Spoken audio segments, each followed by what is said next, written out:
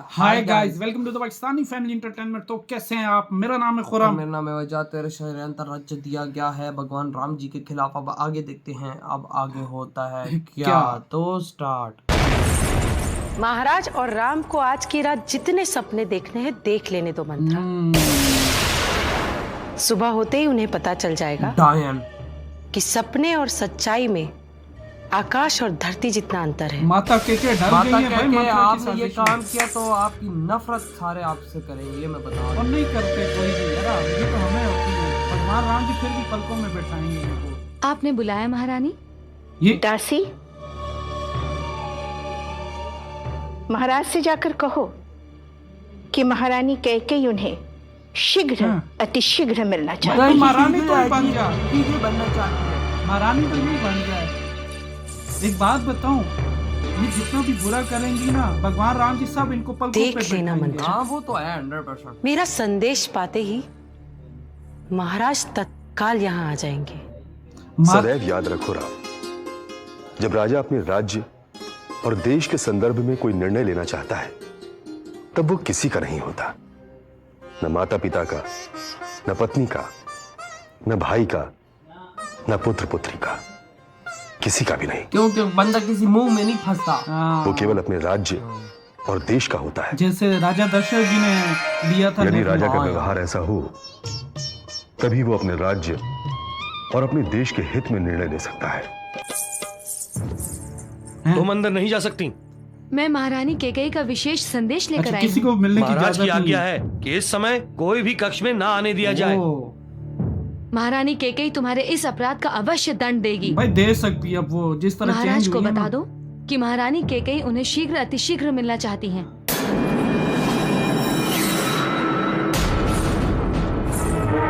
भाई अब तो ज्वालामुखी फूटने वाली।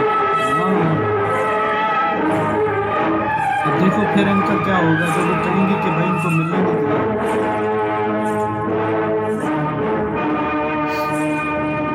माता कहीं के खुद न पहुंच जाए। क्या हुआ महारानी? आप तो कहती थी कि आपका संदेश मिलते ही महाराज तत्काल चले आएंगे। ये तंज तो नहीं मारी क्या हुआ महारानी?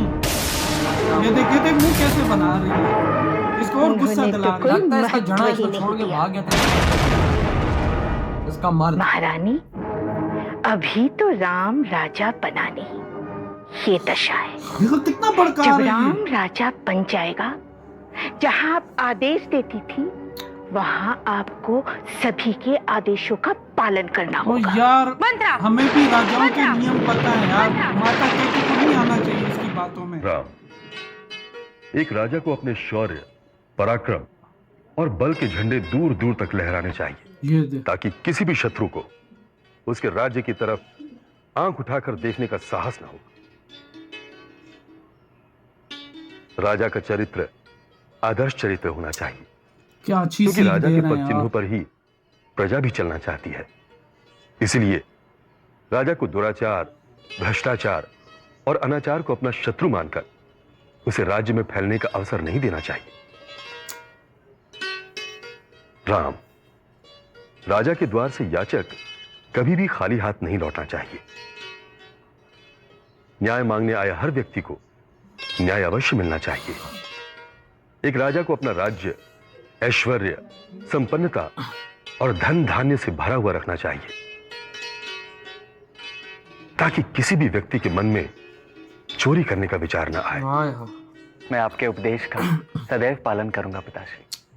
इसीलिए कहती हूँ कि आज ही की रात है यार, भाग्य बस संवारने करना यार। और बिगाड़ने के लिए। क्या बात। भाई मंत्रा तो चाहेगी ना। आप महाराज की बातों पर विश्वास नहीं कीजिएगा ये तो यकीन ना कीजिएगा। जब तक वो राम की शपथ न ले ले। अपनी मन की बात नहीं बताइएगा। जब तक वो मजबूत ना हो नहीं जाए। बताऊंगी।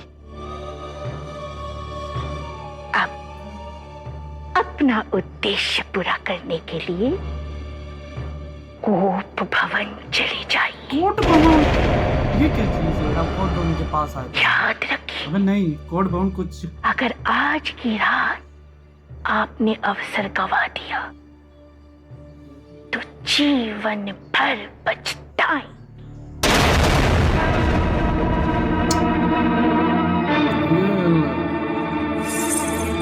ये क्या चक्कर है? ये तो जेवर उतार रहे हैं।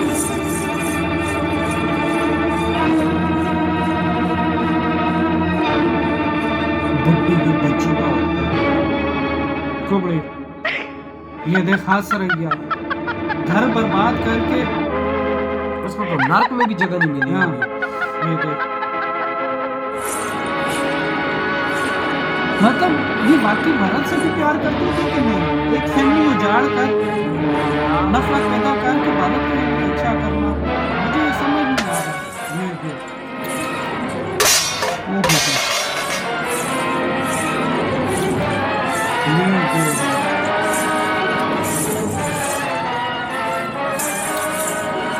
ये देखना यार,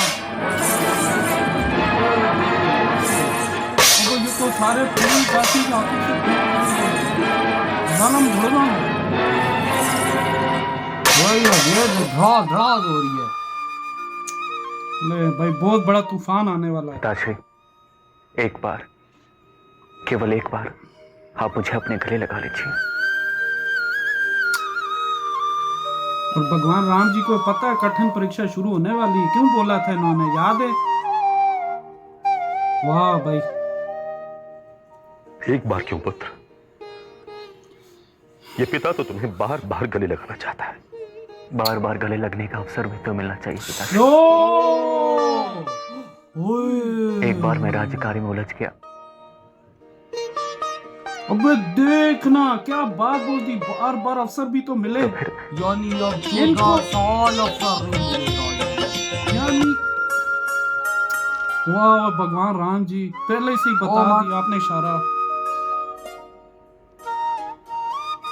आयुष्मान बाबा पुत्र, यशस्वी बाबा पुत्र।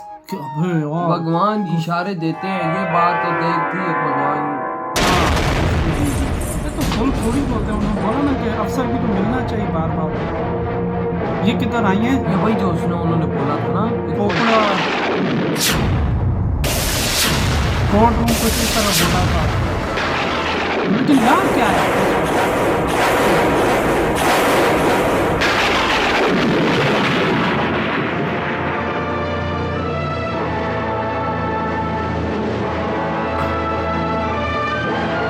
हाँ, आने का क्या मकसद है यार? हैं? ये तो दुपट्टा उतार रही हो।